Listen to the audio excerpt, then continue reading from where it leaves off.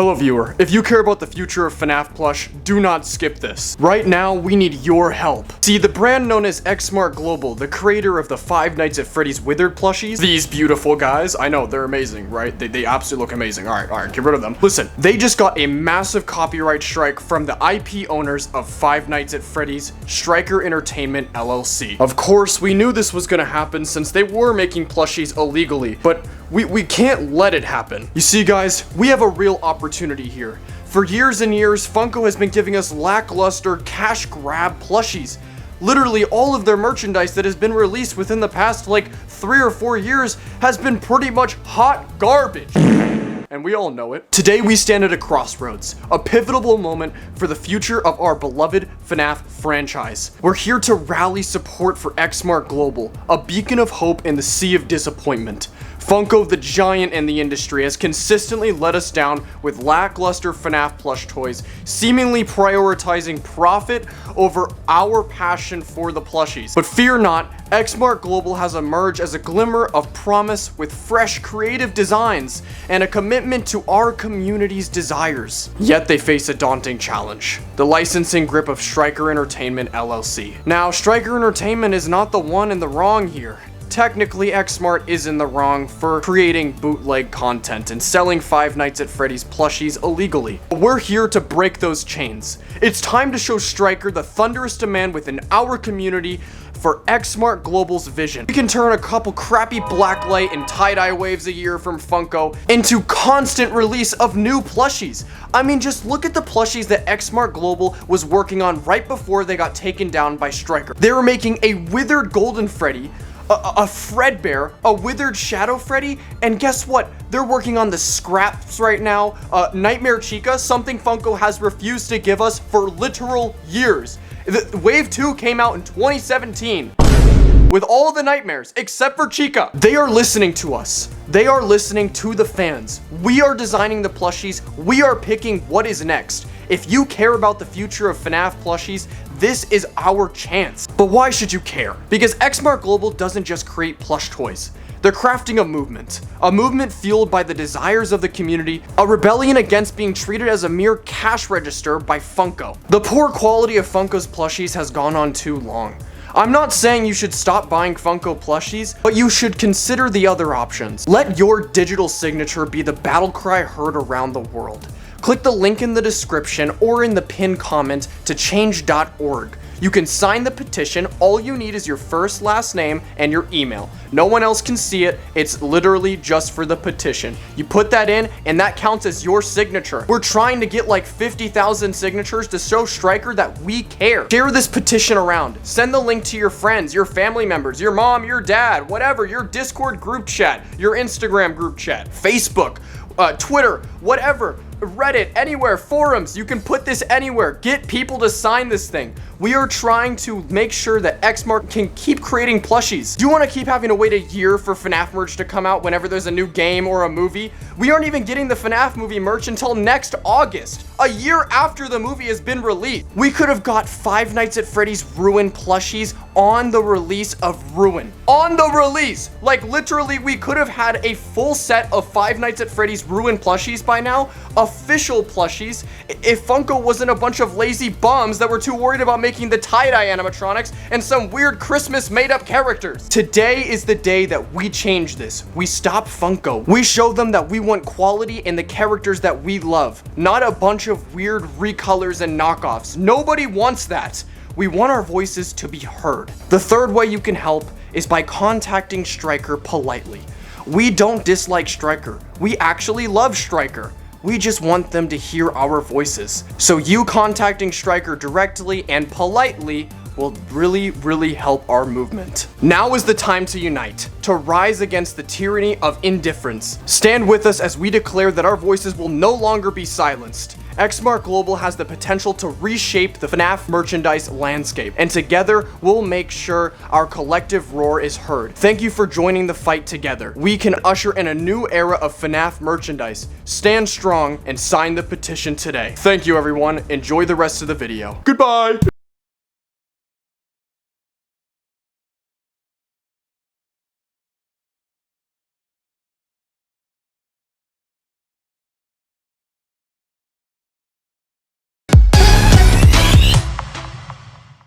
Hey guys, Slybike here, welcome back to another video. Today I'm going to be showing you the behind the scenes and a little bit of a set tour for my Five Nights at Freddy's plush movie set. I've been getting a lot of requests for this video from you guys in the comments of the movie, so I just wanted to do this to show you guys the creation process and kind of just how everything looks and how I basically made the movie. So we're gonna start with the dining room and then we're gonna go into the individual rooms and hallways and things like that. But yes, let's get right into it. All right, so starting off here, we have the central dining room area, basically the main room in the pizzeria that we spend most of our time in the movie and in the plush movie. This took absolutely forever to make. I was working my butt off for a week and a half before the movie even came out, like 12 hours a day to make this entire set. This was no joke, probably one of the hardest things I have ever done because of time constraints. It wasn't insanely hard to make. It was just very, very hard to do with the amount of time I had, especially because I had to go to Vegas when the movie came out, and so it was just a whole deal. But I think it turned out really well, and I'm going to kind of show you guys how I put it together in the best way I can. So starting with the stage over here, let me just squeeze right in here through my filming hole. And I'll move all this out of the way. Starting with the stage right here, it's a very simple but geometric design. Basically, I just use, rulers and box cutters to cut out and measure the stage. It's kind of messy. Again, guys, I was doing this on such a short period of time. That's why I didn't end up doing the arcade and just put the ball pit right here. But so yeah, this was something that took quite a bit of time. I think the stage alone took about 2.5 days, probably the hardest thing to do in the entire set, but it was really cool. And the stage has these moving curtains that I show in the movie that can open and close. I'm having trouble, I gotta get closer. So yeah, the stage has these moving curtains that can open and close at your will. It has the clouds in the back, the brick wall in the back, and this wood floor. And then I also have this fabric lining for the stage piece. Now I tried to make this stage as accurate as I can with it still being a plush video, so I even fit in the stars and stuff like that. Again, if I had more time, I definitely could have made it more accurate, but I mean, it's a plush video. I think I did great for the time that I had. And yeah, so for this map or a film set, a lot of people were asking me where I got my inspiration from and where I got the pictures from. Now, since I built this before the movie was even out, there wasn't much to go off of except for the trailers and Roblox games. So I used this Roblox game called Fractured Franchise to get a pretty good idea of what the map looks like, and then use the trailers to make it accurate to the movie and kind of just where everything is. Now, as you can notice, we're missing some things. And yes, I had to remove some things because of the time constraints of the movie being released, like the bathrooms. I originally was going to add the bathrooms, along with the kitchen and prize corner, and there was supposed to be a door here that goes towards the front entrance. I didn't even get time to make the front entrance, so it's something I just don't show except for the entrance scene with William Afton in the movie. But all these posters here, every poster that I use in the build are taken from the Roblox game Fractured Franchise. I just went in and screenshotted them and then photoshopped them to look pretty good, and I think they're pretty accurate. The menu is from the website that came out shortly before the movie was released, with the security footage. The Let's Eat is something I completely customized myself. And then the kitchen sign, and I also had restrooms, and I was gonna put an arcade sign up here, but I didn't have time to print it because I had to go all the way to my parents' house, which is 30 minutes away from me, to print everything. So if I didn't get what I needed to be printed, then I couldn't go back with the time constraints and everything like that. And then this was supposed to be in the front entrance room, but I ended up putting this right by the ball pit since I didn't end up making the entrance, but I thought that was pretty cool and fun. Over here, I moved this wall out of the way so I could squeeze in, but this is the wall with all of the drawings on it and where the spring lock event happens. And I bought these 2 little arcade machines on Amazon, and they're cool. They do work, so they do turn on, but you know, obviously I didn't need that for the movie. I actually could have used it, but I was running out of time with the filming as well. This whole thing was rushed, so it's very unfortunate, but I think the film, the 2 parts and the full movie are good for what they are. I think I definitely did a really good job capturing the movie and kind of making the FNAF movie as a plush version in a nutshell. I think I did a pretty good job, and I think a lot of people can agree. But these are pretty cool. They were like 25 bucks a pop, so they weren't cheap, but they work, and they're exactly 6 inches tall, so that's perfect for FNAF plushies because that's how tall FNAF plushies are.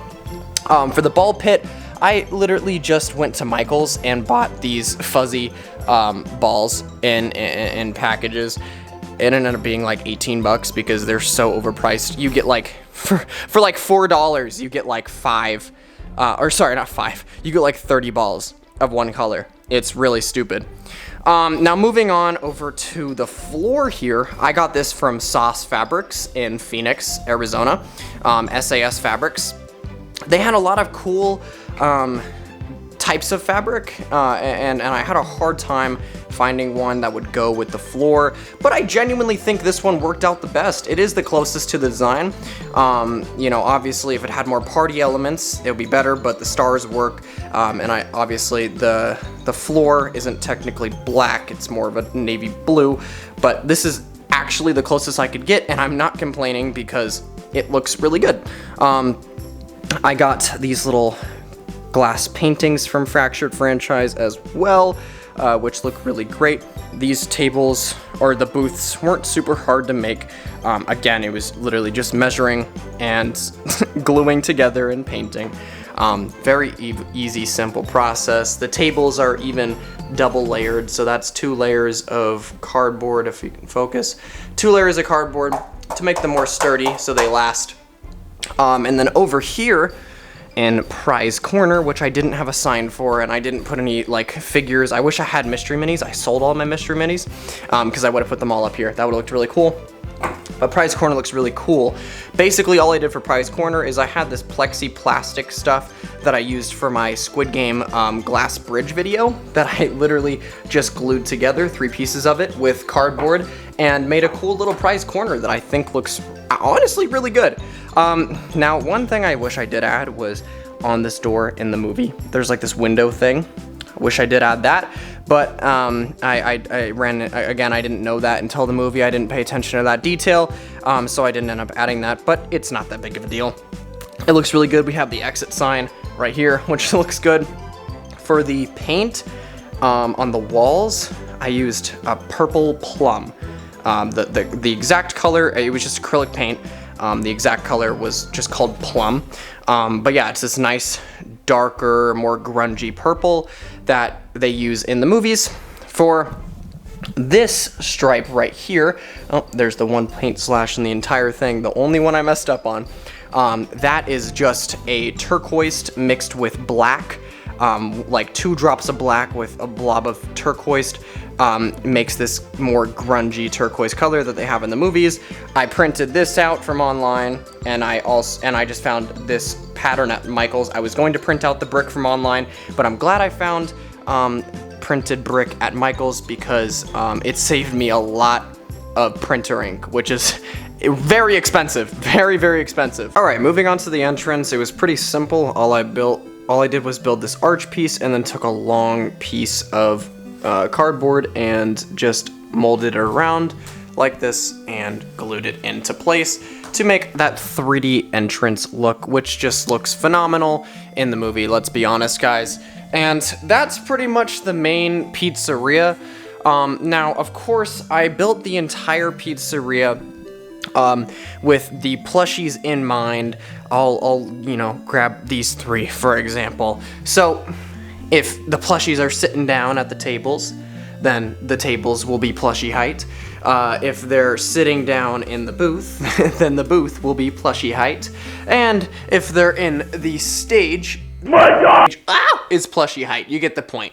And so I just made, I did everything to the height of the plushies to the best of my ability. And I think I did pretty well.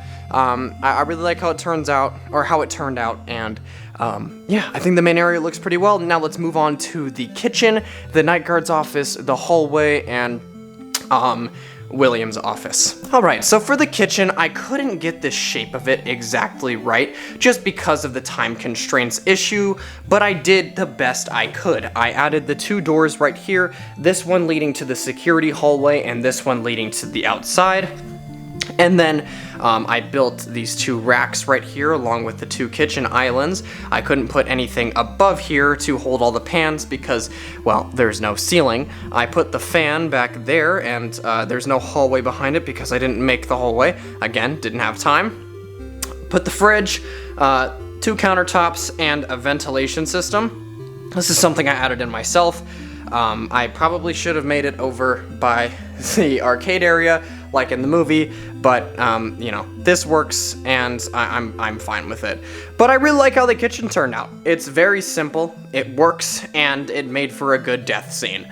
And what I like about the kitchen a lot is that you can actually see it through the dining room view. So you can see the kitchen and everything going on in there, making it look like an entirely separate room, but from above you see that it's just a set piece. Alright, moving on over to the security office. I kept the brick wall. I made the design of the walls that's in the game with the brick on the top and the blue on the bottom. I made the little shelf where he watches the security tape, and of course the security cameras. I missed one. I meant to print out 6, I only printed out 5. I told you guys earlier it was really hard to actually print these out, so I only got 1. But it works, and I got the Celebrate poster.